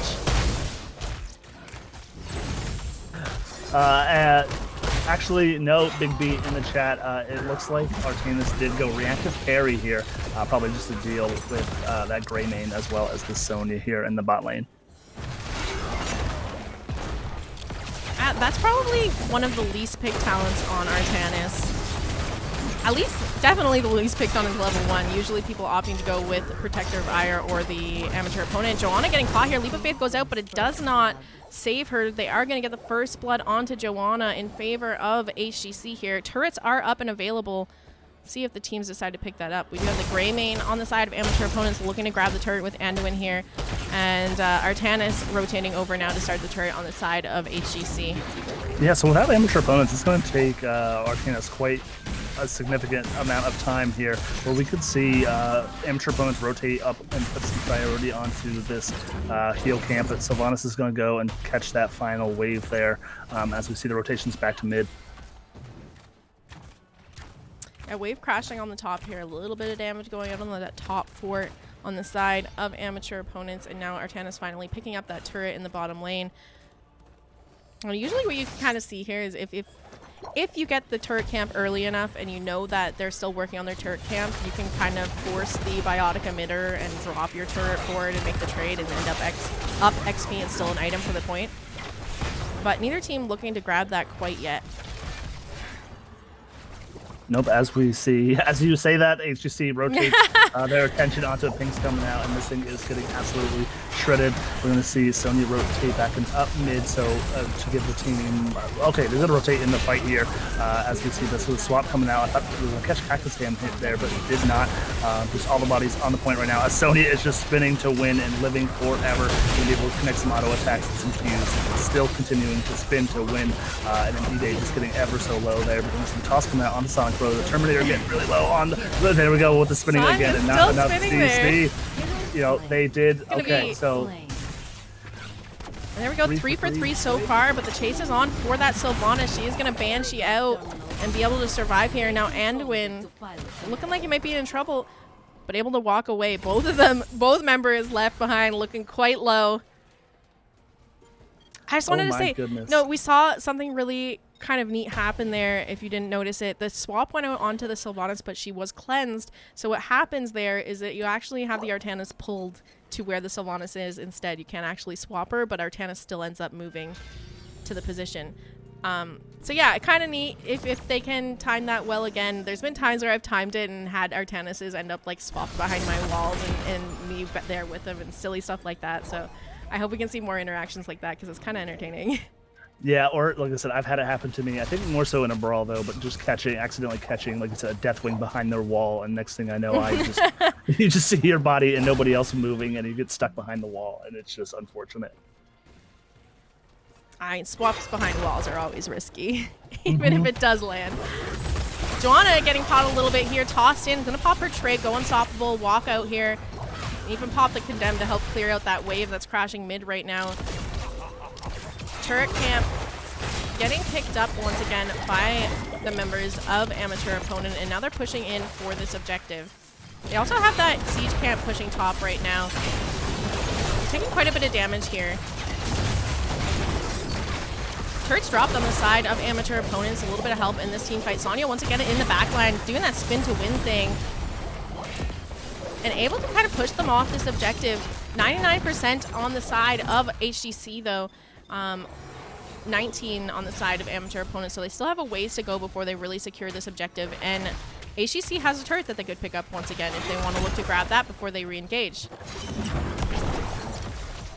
Yep, that swap not going to be able to get connected there. I thought Chernobyl was in a little bit of a danger there, just trying to kind of get the Q on that, trying to flip somebody onto that point, but just a lot of damage coming out from Cactus Ham, and not wanting to give her a whole heck of a lot of stacks, as we see Artanis trying to push out mid lane there a little bit, as we're going to see, you know, the turret camp is up and available. They do have 99%, a little too late now, because it's going to be an all-out fight for the first objective here. Greymane looking to get some damage onto the Artanis. There comes the Dorito from the Decker, followed up by the Globe of Annihilation, hitting from the Asmodam, but no picks yet. Garrosh getting quite low. Here comes the swap onto the Sylvanas. Leap of Faith goes to save her, and she does have her Banshees out to help herself as well. They get the pick onto that Garrosh. Members of the red team looking quite low here, so we might see some counter picks And it is going to be 3 members now down on the side of amateur opponents. And here is Asmo and Artanis chasing down the rest of the members, trying to secure more kills. And Man, this one is an absolute bloodbath. Yeah, I mean, all these games have been really close tonight, and this just shows objective number 1, 99% on both sides, coming down to a really close fight here. But it is going over to the side of HGC. Going to siege up, take down that mid-fort wall, and now probably go top to clear out that fountain and maybe even siege down the fort while they're up here with that level 10 advantage. I wouldn't mind seeing this map get maybe the Infernal Shrines treatment, where it does have all 3 capture points, but it is randomized to kind of mix up, because it's kind of like telegraphed. And you know, if you're doing this properly, you kind of get to maybe the mid wall and then go up top after this one. Whereas maybe if it's randomized, and we're going to see Cactus him get a little low and is going to get taken down by the Protector there, as ED5 getting stuck behind enemy lines there, as we might see just a full court press here for this top fort. Just 10 seconds left on this Triglaw Protector now, so not too much that they can do with this, but 2 members are still down on the side of amateur opponents. Interestingly enough, we have Asmodan talenting into that Demonic Invasion, so he's going to pop that on the mid-fort, and that's going to allow them to take that down. And now HEC, that level lead starting to happen here. A little less than a full level up on amateur opponents, but opening up the map quite a bit here. 2 structures down, managing to secure that top fort and mid fort. Now looking to pick up this biotic emitter on the top support camp. Yeah, and you know, being able to get 2 forts off of the first objective is huge. You know, most teams maybe get the wall and if they're lucky enough, the fountain top. So getting 2 structures this early in the game puts a big favor. But we'll see Sir Noble trying to step and catch Shane out of position there. We're going to see the light bomb coming out, and this is what I was thinking. We got a light bomb whoever is out of position there to maybe re-engage them. Cactus Hand does have a turret available if they want to, but we're going to see if down goes the turret, we're going to see down goes the healer, but that's going to get taken down as well. So an unsuccessful invade here, but we're going to see just, you know, Terminator spinning to win and going to live forever, and it's going to continue to happen here as we progress. Shamphat getting a little low, but going to top himself off. Sylvanas turning off the turret there with black arrows. I think that's an unrated thing you can do there. And we will still Johanna. All right, we end up seeing the teams go 1 for 1 here. A lot of good things coming out there. There was an awesome interrupt on the Deckard Stay a while and listen. He got 0 value from that there. And the light bomb immediately onto the Sonya when she got tossed in. You kind of mentioned this earlier, is you might just see, you know, whoever gets tossed gets the light bomb and the engage from the rest of the team, and that's exactly what happened there. Siege Camp now getting picked up by the Sylvanas. Greymane around to help her finish that off really quickly. And level 13 is now available for the side of HGC. Amateur opponents still about half a level off of hitting it themselves. Just a lot of fun in the chat coming out from both these teams. You can tell they're just having fun, no matter what happens here. But as we see Sir Noble stepping up a little bit, they do know that the camp was picked up, so trying to catch that rotation. You know, that fort gone, they're able to step up a little bit further on the side of amateur opponents. You got the turret camp coming up on the side of amateur opponents in about 30 seconds here. I want to try to grab that. And that siege camp getting cleared out by HGC, now having their own siege camp, plus a Kata, kind of help them siege in top right now and create some pressure there for the members of amateur opponents.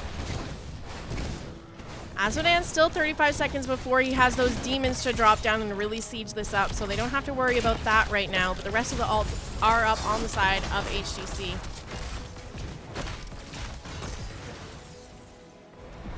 Sonya going for that turret camp right now. Looks like HGC is just going to set up around that objective. They do have that Deckard, so if they're there early and he can have potions sitting around and ready for his team, they can kind of choose to fight already in favor up there.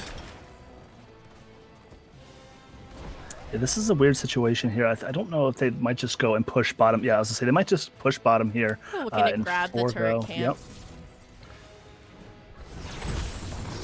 So that will be essentially, I guess, almost 8 about seven and a half members worth of damage on their team with just the 2 turrets alone, and then just empowering them with Merc Queen could give them a huge chunk. So they're not on the point here. We could see a 5v4 step up here, but it looks like Sonya's going to get lightning bolted off of her mount and not be able to catch up to the team there.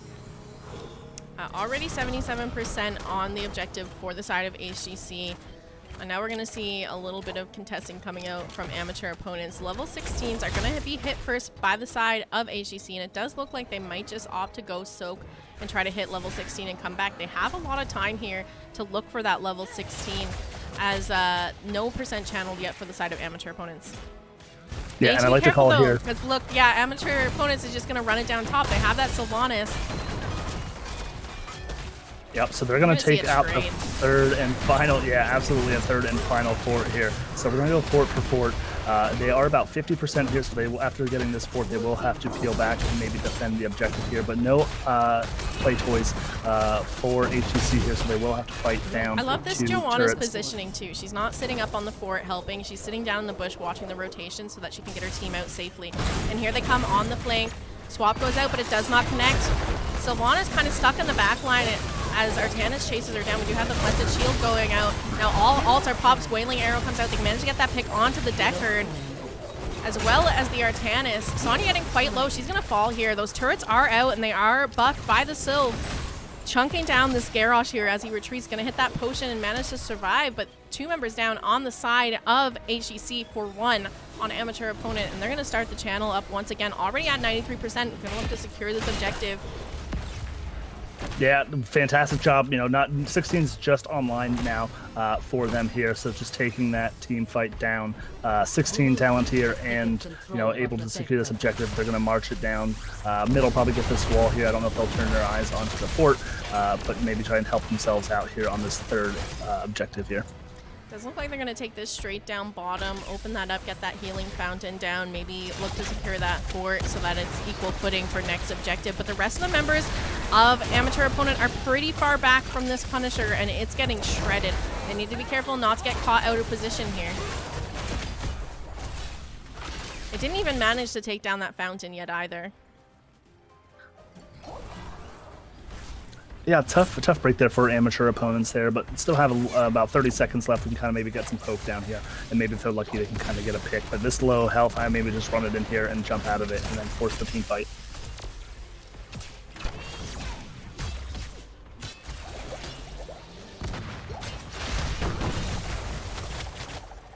Yeah, not a lot gained off of that Triglav secure. They managed to, do a little damage to the fort walls in mid and bottom, but other than that, it was almost just like a denial of Triglav protector to the enemy team at this point. So that is the extent of the protector's power. I think maybe it would have played out a little bit different if we just saw just the Sonya go back to defend those lanes that were pushed in. The rest of the team stick with the Triglav protector and siege down, just make a decision to siege down mid or bottom. Yeah, her wave clear is really is good enough that she can double soak, triple soak, even if she has to. But we're going to see the invade here, but they're going to smell it out. They're going to try and catch this up as well. But Cassia not in time to step on that point, so that way we'll have 2 turrets going into the third objective. Yeah, that worked out really well for them last time too. Having those 2 turrets with the Merc Queen buff onto them really played in their favor at the top fight over last objective. But keep in mind here, they're still down all of their forts going into this objective. That's periodic katas that they constantly have to clean up and deal with. Here comes a swap attempt from the Artanis. Doesn't quite connect. Stun missed by the Garrosh as well. The rest of amateur opponents now on the retreat here. But I think this is a good time for them to fight. They want this fight before level 20. They have 2 turrets. They should be going for the engage here, and it does look like Sonya's trying to flank around and look to find somebody. And here we go, Curse of Bullet connecting onto the Artanis. Light Bomb is out. Artanis manages to Q out and avoid getting stunned by it though. And Joanna gets blown up. Turrets are down and being buffed by the Sylvanas. And all the Fen damage coming out onto Sonya there, and we're going to see that demonic invasion coming down. Sonic's Pro getting chunked to all heck there as Cernoble looking for a flip. They want to get one more kill here to maybe make a core call, but all of that poke damage coming out onto him makes Garrosh step back a little bit. But Sailor Swift is bloodthirsty. They want to end this game right here, right now. Blue team has destroyed the fort. Red team's core is under attack. Now, this is going to be a core call right now. Let's see if they can make it work for them. Swap goes out onto the onto the Greymane, who's immediately leap of faith back to safety and in his base now. View Holiday just managing to survive there, stepping into base to get healed up. The Stay a While and Listen coming out, zoning them out of defending here, but Members getting a little bit chunked on the side of Holowife Gaming. This could be a defense if they play it right. Light Bomb goes out, connects onto a couple members of HGC. The Greymane getting quite low here. Here we go. They are looking to clean this up here. Sonya spinning to win on the back line of HGC, gets the stun to interrupt, but they get that kill onto the Cassia, as well as the Asmodan. Toss comes out onto the Sonya. Kind of peel for the Deckard here, but now looking like Garrosh might be in a little bit of trouble. Yep. 3 members down now on the side of HGC. They do manage to secure the keep for that, though. This is one of those maps where it starts to become a little bit difficult at points to come back. So I'm interested to see how Amateur Opponents is going to play this. Are they just going to go for this top keep trade here? Yeah, I think that's what they do. They're going to take the whole team up. They're going to take this keep. They're going to rotate back down with 30 seconds left. Shane is down here, Terminator on the Sony. He's going to grab the gun in favor there. Maybe go and duel. We're going to see Arcanus back here. Maybe to defend. So if they pay attention to the... Oh, okay, never mind. He is just kidding. Backing if he has to. I think that's the play here, but we're gonna, taking a little too long Members here. on the side of HCC are coming back up in a few seconds here. Garrosh the latest away with only 10 seconds left on his death timer. So they really only secure that front wall and not much else. Sonya got the turret in the meantime. They might look to go fight over the bottom turret quickly, but Garrosh back up now. All members up on the side of Holowife Gaming, and they already have that bottom objective at 83%. At this point, Holowife Gaming can play this a little bit slower. There's no rush for them. They're going to grab that siege camp, maybe pick up turret and the biotic emitter at the same time, and show up to this fight with a little bit more of an advantage in toys to drop down. Yeah, you know what? Honestly, I wouldn't even be shocked if they try and make that core call here. They do have that camp pushing. They have demonic invasion, so they have enough to eat some of those core shots there.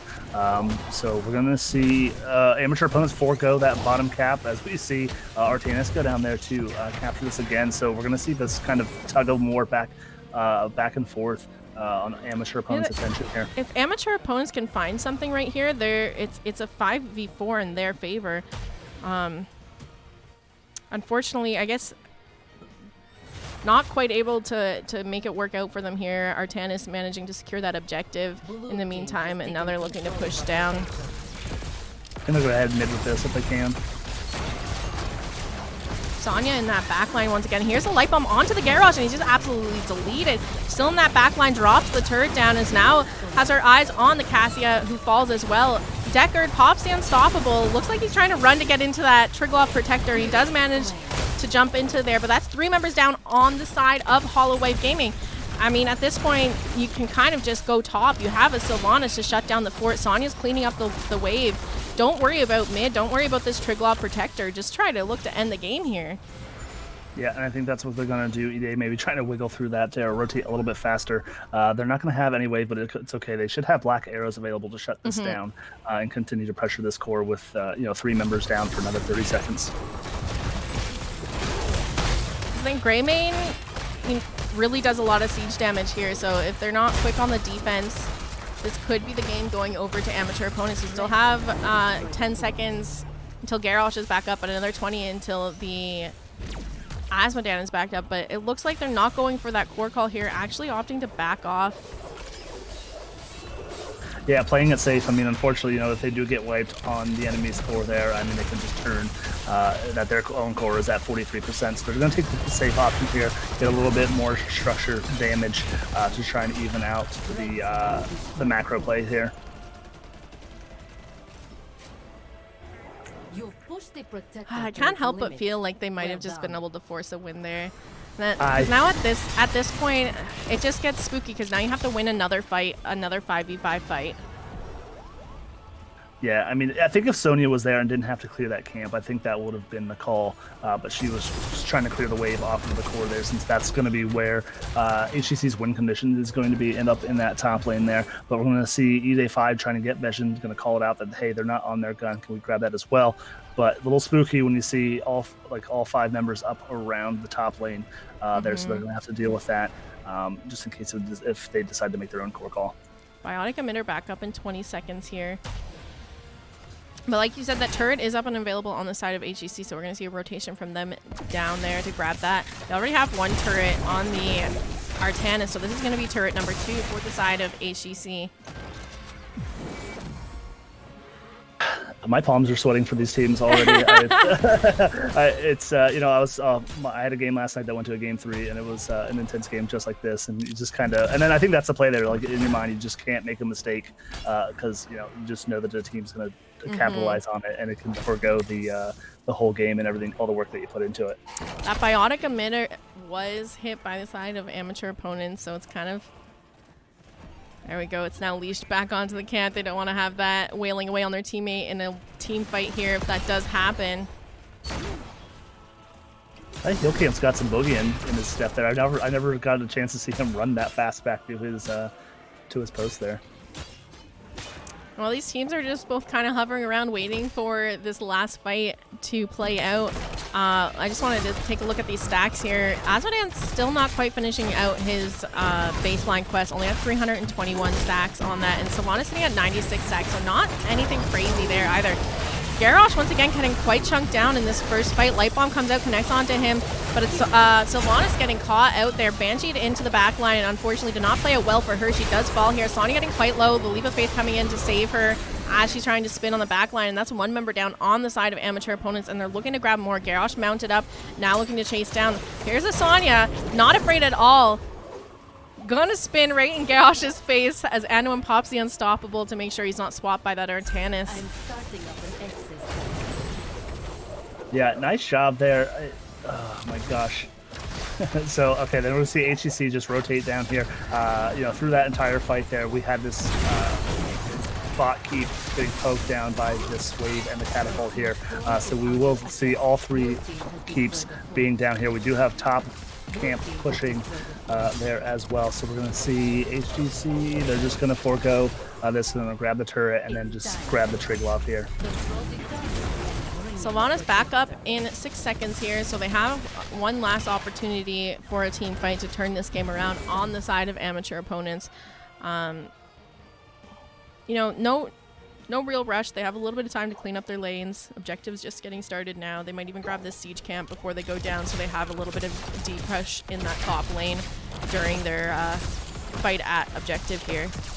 The thing is though, HGC is going to have 2 turrets going into this fight once again. But we'll see if Cactus Ham. The nice thing about having Sylvanas also is, she has Black Arrow. She can just shut them off and just kind of make them irrelevant for a small amount of time here. But we're going to see Asmodean just sneaking away, seeing how these team fight shakes out to see if he needs to engage now or drop a globe as he goes to sneak away. I wasn't sure. I was wondering what he was going to do. Yeah, they got vision of him there. They showed a little bit. That's why you see Greymane kind of off to the side here. But I would be looking for the engage, and that's what we're going to see. Blessed Shield into the Light Bomb. Cassia is getting absolutely deleted. Drops that turret. Anduin's going to pick that up, so they have a turret to bring to that fight. Taunt comes out from the Garrosh, but a little bit too late. Deckard also falling here, and now he's stuck in a little bit of position. We're going to see the Asmodean going for the core here. He does have his demons up to drop that demonic invasion and the turret, trying to get some core damage. Unfortunately, just doesn't even take down the shields here, and now the chase is on for the kills onto them as well. Oh my goodness, what a tremendous last-ditch effort there by Goku there to get the team for the win there. But we're going to see probably the same core call. I mean, it's 4 dead. I'm already like hovering my camera like, okay, let's just go to the core. They're going to the core, right? But Sonya's stopping, going to channel that objective for a bit longer and go back to clear the bottom lane as there's 3 katas crashing now onto their core here. And they're stopping to do a siege camp along the way.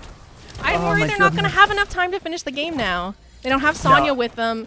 I mean, Asmodan still has a 40-second death timer, but now it's going to be a 4v4, and it actually ends up being the Winions to secure this game as Sonya not able to clear up that bottom lane.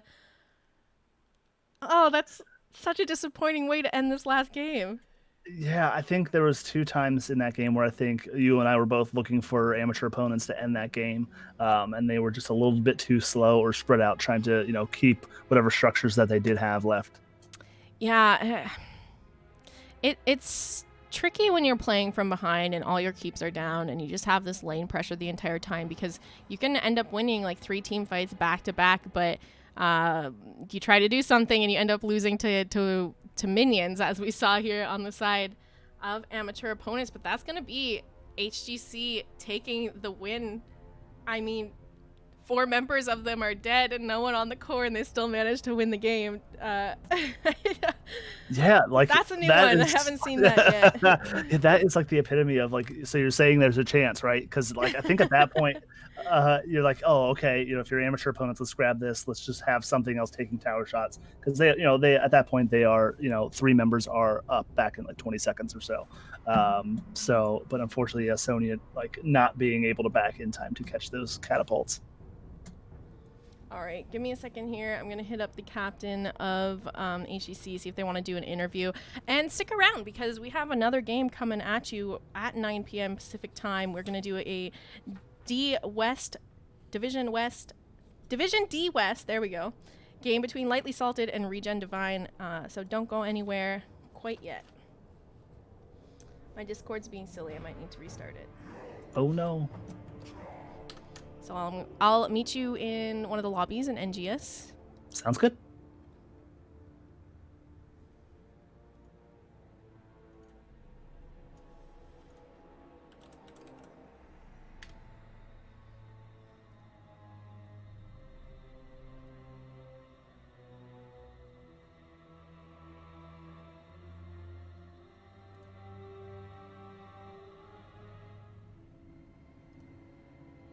All right, just give me a moment here.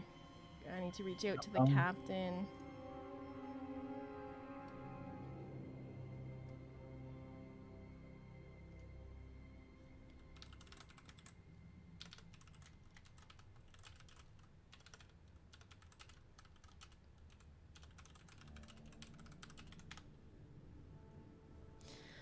Whew.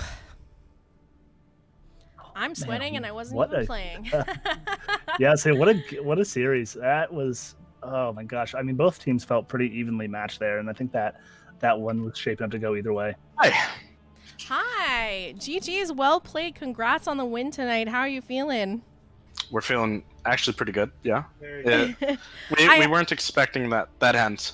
Yeah, I have to ask, what were the comms like at the end of game number 3 there when the Catas were pushing core? Honestly, it was. God, we're gonna lose. Wait, never mind. Winions. Yeah. Yeah, but yeah. We saw a lot of Ana bans coming out tonight for you guys. Is that target ban? 100%. Yeah. The plan was more or less ban Ana per speak of. Yeah. And we did that once, and then they denied it game 2, and then game 3 we just we ran. Yeah, we did a little different. Yeah, for those of you watching, we have 2 members of Holowife Gaming, Catgirls, in the lobby with us right now. Goku, the captain, and Sailor Twift, who we saw playing the Cassia tonight. Yeah, I'm Sailor Twift. And that Junkrat too, by the way. Fantastic Junkrat. I mean, game 1 really oppressive, and then game 2, were you expecting maybe a Junkrat ban there? I was hoping for one. That's the only reason I'm playing Junkrat, is to make people ban it. Fair. Because he's so annoying to play into, and I figure if you can't beat him, join him. Mm-hmm. And I guess it's the same thing in your mind, just letting D.Va go through in game 2. I mean, she has that stigma about her currently about being overpowered. Were you guys not worried about D.Va at all? Not at all. Okay. Our opinion of D.Va is, we think she's in a good spot. We don't think she's overpowered. We just banned her in, I think, game 3 or game. Mm-hmm. Yeah, we banned her in game 3 because we were hoping to push their offlaner ST or S Terminator into a very common Shen pick that they like to play, Mm-hmm. and we were hoping that was going to happen, but it didn't. So the Sonya it was a little confusing. Like, we didn't expect it. Confusing. Sonya was very good from them, though. It 100%. ruined our lives. Yeah. Yeah, definitely a little bit of a struggle there. Not a ton of CC to interrupt the spinning on the back line, but you guys managed to pull through and get the win in game number 3. It was quite the fun series to watch, though. All 3 games pretty close. Could have gone either way there. Can I just ask, how long have you guys been playing together? Well, 3 of us have been playing for quite a while, actually. About, what, 3-4 seasons? Oh, okay. Something like Do that. you know how to count? We've played since season 8. Yeah, but we're counting Heroes Lounge. I guess. So 4 seasons. Do you know how to count? Nope. And that's why I'm here. But yeah, and then we Sham Hats and Mandarino. yeah, Reno Mm-hmm. Renovation. He's new as well. Yeah. All right. We picked Yeah. him up the day before NGS was going to kick us out of the league We- for not we having picked- 5 players. We picked him up 31 minutes before we were going to get kicked out. All right. Cutting it close. Yeah. Can I ask, what were you guys thinking grabbing that Asmodan? Not a typical pick we see these days. Oh, I can answer that easy. Demonic Invasion, GG easy. Okay, there we go. That was our mindset. If you're curious. Yeah. Were You you like- just looking to use that with the siege of the Triglav Protector, or were you going to try to do some like trades and backdoors with the Yes, that second one both? mostly. It's a mix of both. We like getting extra value out of our objectives, but we like being able to get value even if we don't lose the even if we lose the objective. Mhm. So we sort of, with the first objective we got when we got at top, we took like all 3 forts with the Asmodan, having like weakened them already. Yeah, yeah. So it definitely like enhances our siege, and Mhm. it also forces them to be always on guard for the backdoor just losing a keep. Yeah, no, you're totally right. Dax, do you have any questions before we get into some shout-outs here? No, I guess just GG's to you guys, and hope to see some more games from you the rest of the season. Yeah. All right. Well, let's get into some shout-outs then. Who do you guys want to shout out before we wrap this up tonight? Sean, go ahead. Shout out to Twitch chat because Goku never. Oh shared my for God, help. you son of a. Shout out to my teammates who played exceptionally. Shout outs to amateur opponents who also played way better than us. Yes. We still have a lot of work to do. We got a little lucky tonight. And shout outs to all of the people watching and cheering us on. All right. Well, once again, congrats on the win. Such a pleasure to cast. Real fun games to see play out tonight. I wish you the best of luck in Season 10 of NGS, and can't wait to see where you guys go from here. Yeah. Thank you. All right. Thank you. Bye-bye. See ya. All right, let's get Dax on the line here. We do have another game coming up at 9 p.m. Pacific time, so that's 10 minutes away. I'm sure we maybe want a quick bio break ourselves, though. So we'll go to like a upcoming screenshot thing and give ourselves a quick break to hit the bathroom. But don't go anywhere. Like I said, up next, Division D West, Lightly Salted versus Regen Divine. So another series for you guys to catch here. And we'll be right back. See you on the other side.